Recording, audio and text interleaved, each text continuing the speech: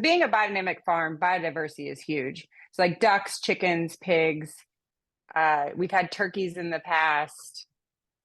I love animals and love just exploring what we can grow and what food we can put on our plates for Yeah. it. Horses, obviously. Well, I don't know if it's obvious to you, but Kentucky, we have horses. Yeah. Yeah, and one thing about the biodiversity of animals on a farm is now that we've been doing it since 2005, now that we've been, building soil, building biodiversity, we have these people that will come to our farm very curious about, for example, there's this guy that studies bats from the University of Louisville, and he was like, I want to come see how many bats you have on your farm because you have the habitat for bats. He came out to our farm and he was blown away. Apparently, we have more varieties of bats than any other area around us from having healthy soil. So we Yeah. have a lot of animals just naturally coming to our farm to live in this glorious habitat.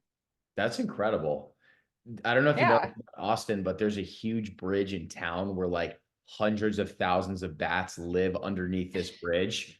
It's right near downtown Austin, and it's like the same time every day. It's like 6 o'clock at night when the sun is setting. They all go out from under the bridge and migrate, and there's so many bats that it like fills up the entire sky with black because there's hundreds and thousands of them, and it's like the bat crossing. I think that's what they call it, but totally unrelated. But you just reminded me of that story. But it's I love cool. that. I Yeah. can geek out on little side details like that. Yeah.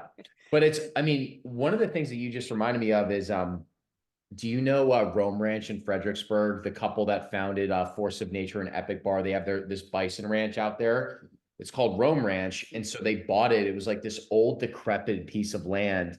And they knew that they wanted to introduce like a pack of bison on there and try and incorporate regenerative practices. And the scientists that they brought out there to study the land, they were like, it's going to take you 30 years to regenerate this land. And they did it within 5. They fully regenerated within 5. And they've just said that the number of species that have been reintroduced naturally into the environment just by incorporating the pack of bison is amazing. And I would just love to know, with all the biodynamic practices you've implemented for almost 20 years, which is incredible, like what species or just like changes have you noticed on the land in general? The amount of just natural native plants in the pastures has been Yeah. incredible, but also in our valleys and in our woodlands. And so when we take people will come out on hikes in our woodlands and we'll take someone who's into foraging and they're just blown away. I mean, you can't walk 10 feet without them geeking out on Yeah. everything they can possibly eat. The milkweed, the native milkweed has come to our farm, which has attracted a ton of monarchs Wow. like late in the summer.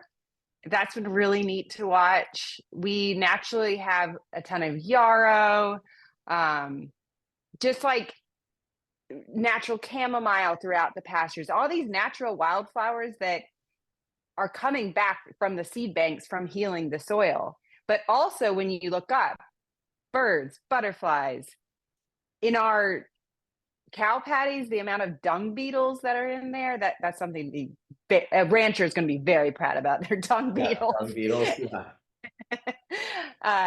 I mean, mushroom varieties in our woods. There's so much biodiversity naturally that we can eat, enjoy, other animals can eat. The amount of ladybugs we have, natural predators to some of the pests that do want to eat some of the vegetables we grow.